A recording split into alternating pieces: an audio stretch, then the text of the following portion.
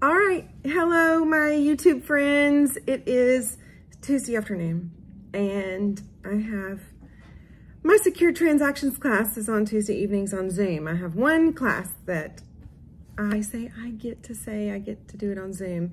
And it's in the evening on Tuesdays and Thursdays. So I thought I would just take a minute, since I already have my reading done and worked on some of my notes and stuff this afternoon. I thought, okay, this is a good time to answer some of the questions. Oh, goodness, y'all. Hair. Anyway, answer some of the questions that I got before. And yep, if you ever wondered if these weren't edited, now you know they're not edited. You're just getting me streamlined thinking. I got several questions. Looking here on my computer right now. I got several questions strictly related to the age thing. Was it strange going back to school later in life? Was it odd, or did you feel uncomfortable being around younger students? How did they treat you? You know, how you get treated even by professors, that kind of thing. I would have to say the world is a lot kinder in actuality than what it seems like if you're just listening to the news all the time. I know it can be bad out there, but honestly, in general, people are a whole lot nicer, you know, than what we think sometimes. I've had actually a great experience. Now, literally just this morning in my class, I walked in and we were discussing something and I said, the young lady who mentioned this last week, and I paused for a minute and I was like, everyone in this class is a young lady to me, and everyone just laughed. Like,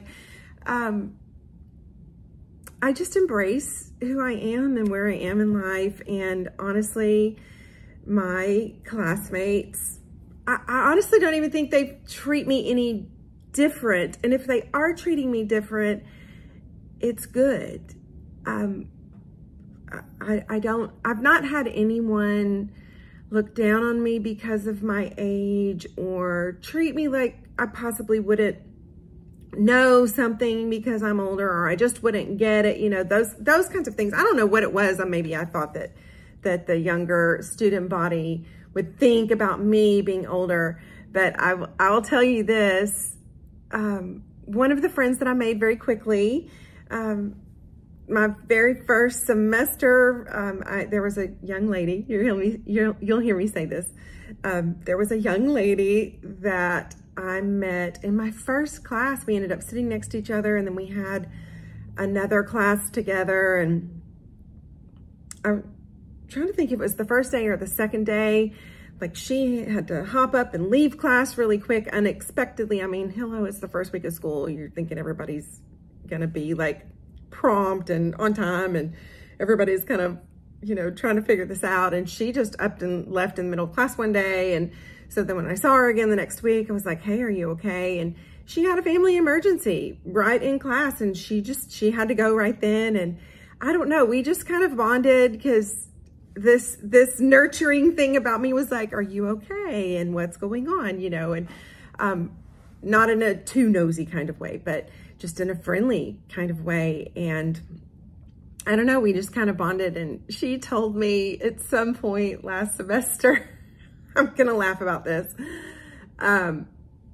We were in a social environment. There were several of us classmates hanging out, and she just casually, she was like, yeah, I talked to my therapist about Vanessa. And I was like, what?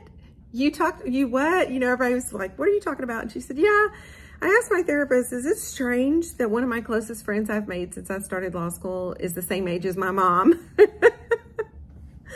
Anyway, no, it's not strange. I actually think these types of friendships, and I see them in some of my other non-traditional fellow students, we just form friendships. It's just normal.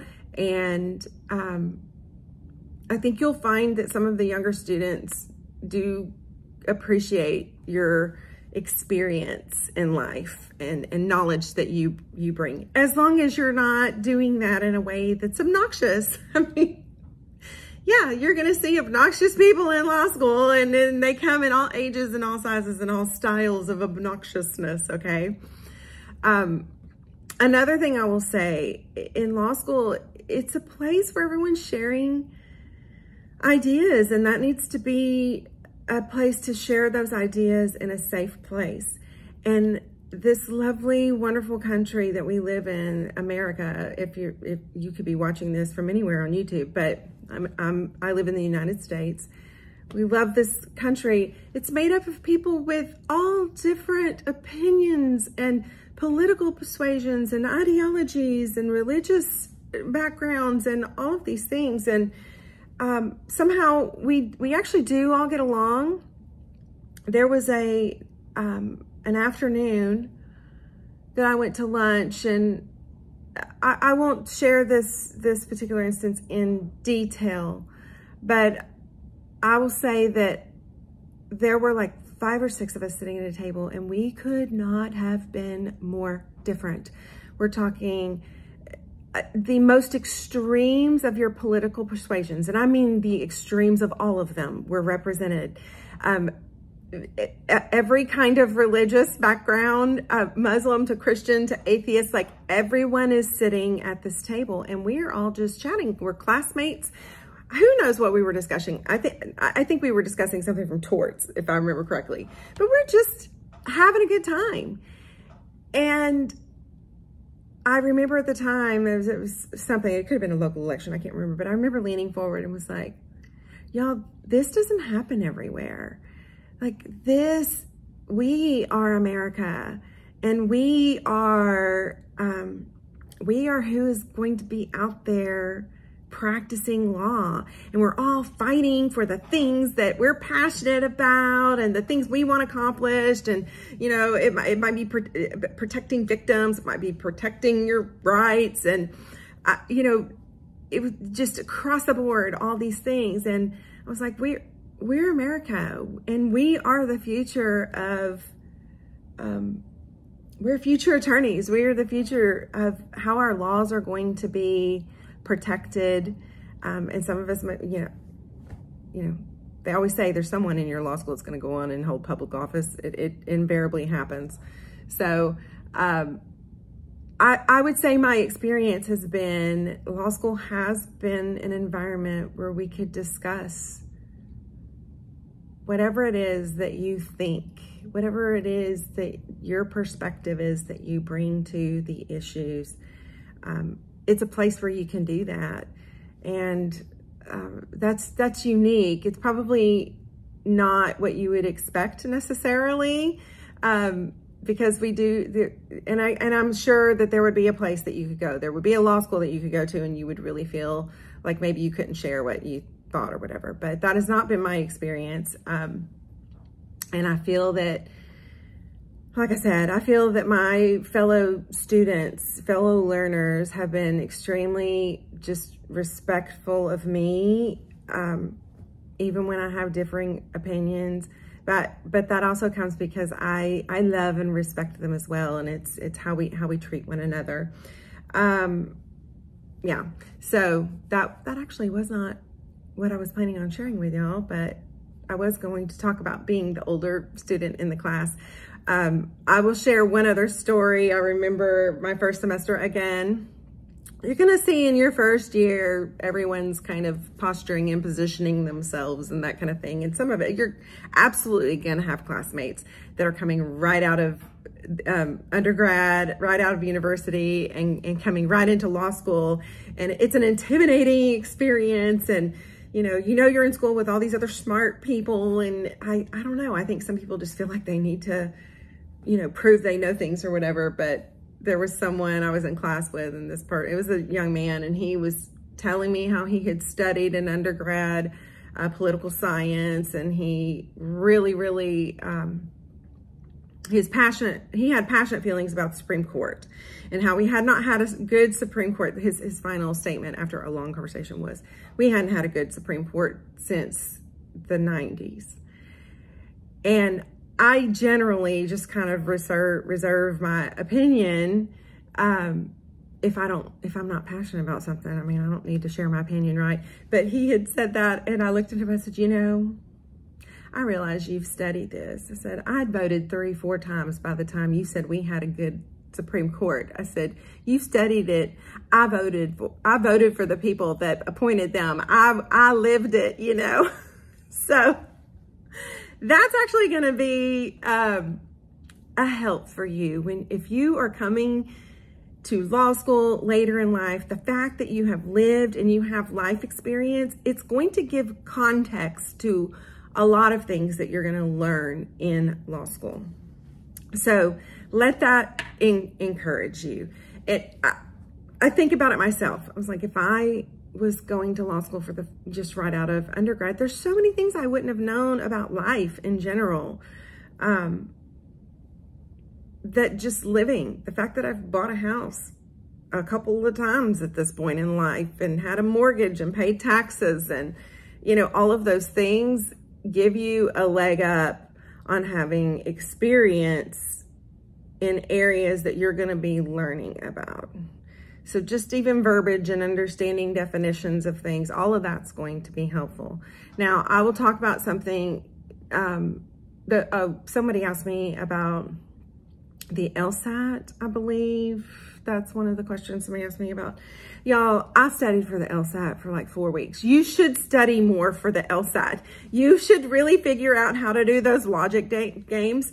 The logic games on the LSAT are the one area of the LSAT that you truly can improve on. Like, the more you do them and take whatever study course you want to learn how to do that better, and the tips and tricks and stuff that you definitely can improve your score with. I pretty immediately did okay with just the logic questions, that area, reasoning and that kind of stuff. That part was easy for me. Reading comprehension, I'm old and I have a little bit of ADD and some other issues, and so I didn't read as fast, and so I would take the test and I could get all the answers correct, but I couldn't do it fast enough, like when I was doing practice tests. So if I had more time, I think I could have forced myself to get faster at that.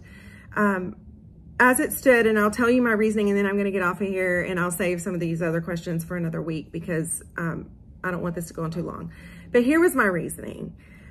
I could take the time, I could take like a year and really prepare for the LSAT, like prepare for it where I knew I was going to get a really high score, because I can do that. I knew that about myself. I was like, yeah, I can do this. I could take a year and do that, and then get, you know, probably get a decent scholarship for law school. I knew I wanted to go to law school in Houston, Texas. I wanted to be near my parents. They are in their 80s. And this is the season in life that that is what my foreseeable future is being near my parents. That's my personal thing right now, okay? So I knew I needed to go to law school in Houston, Texas. There's 3 of them here. There's 3 options. I had so many like friends and that type of thing that the law school I'm going to, which is South Texas College of Law, it's highly respected, especially if you're going to practice here in South Texas. It's just, I mean, almost every judge you come across is going to be from South Texas. A lot of judges from University of Houston and Baylor, that kind of thing, across the state, and University of Texas, that kind of thing. But here in the Houston area, the college I'm going to, super respected. The judge I worked for this summer is a graduate from here, and they're known for their advocacy program. I knew I wanted to go to South Texas. I knew what my GPA was and kind of where I needed to land in order to assure that I would get accepted. I kind of looked at these charts. When you sign up for the LSAT, you get to see on the LSAT system, you know, what you can look up whatever school you're interested in going into, and there's a chart that'll tell you how many people were accepted into that school that had your GPA and whatever your LSAT is. Like, you can find this out. So to me, I also knew the school I wanted to go to, the maximum scholarship I could get was $15,000 a year. Like, that was their big scholarship, y'all. It's $72,000 a year to go to law school where I'm going, okay? And so to me, I was like, okay, that's $45,000 maximum that I'm going to be able to get if I take a year of my life to improve my LSAT. Could I mean, where I am in life right now, let's just put out there, okay, I've got 20 years that I plan on working in law, okay? What could I do on the backside of law school? Could I more than make up for that $45,000 that I could possibly get in scholarships? Can I make that up on the backside and just go ahead, get the loans, do what I need to do to get through law school? So yes, to me, it was like, yes, it's not worth it to delay entry into law school for a year over $45,000. It's just not. So I went, yes, I'm in law school. I am taking the loans for the school. I did get a little scholarship. I mean, I didn't get $15,000, but I got some scholarship. And then everything else, I'm just doing the loans and cost of living loans. And that's what's allowing me to do this. I do have a part-time job. It's a part-time contract type of job. You cannot work more than 20 hours a week, according to the American Bar Association. And I would say definitely your first year of law school, there's no way I could have worked 20 hours a week. There's just too much that you need to do in that first year, and you're learning so many different things, which I'll discuss on further videos, but you're learning too many things. You just can't work that much. And I would suggest if you're going full-time, don't work at all. My job, I'm a worship leader at a church, and so I would be going to church anyway. So it's not taking time out of my daily week, like what I do weekly. It's not taking extra time out of that. Sorry about that. So yeah, don't work. Don't work. Take the loans. Get your cost of living. If you're not independently wealthy and can just afford to go to law school, we can talk about financial aid another time, because I've got some information. I've got thoughts, and not full 30-minute video worth, but I could definitely give you some help about that if you have questions. But yeah, so I did the financial aid, cost of living, have a house.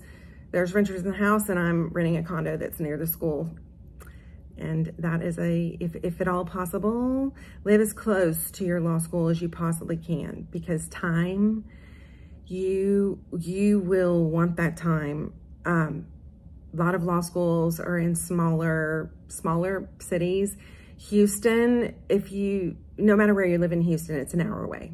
It's an hour away from anywhere else in Houston.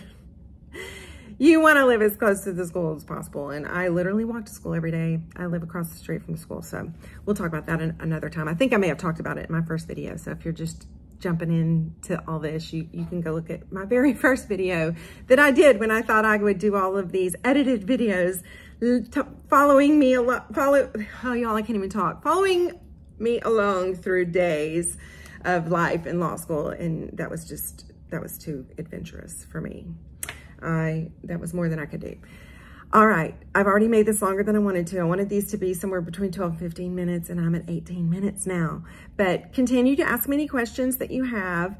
So if you want to know what's on the list already, people have asked about the professors. They've asked how hard it is going to school again. What's the best thing for me so far? What do I hate the most? Do I prefer handwriting or computer notes? What's my preferred method of memorizing? What do I do in my spare time? And do I have a hobby? My life right now, and I can talk about this further another time, but right now it's school, my parents, my family. Like I just said earlier, my parents are, they're doing well, but later in life right now, and my church. And like I said, I sing at my church. I also do missions around the world. That's what I was doing before law school.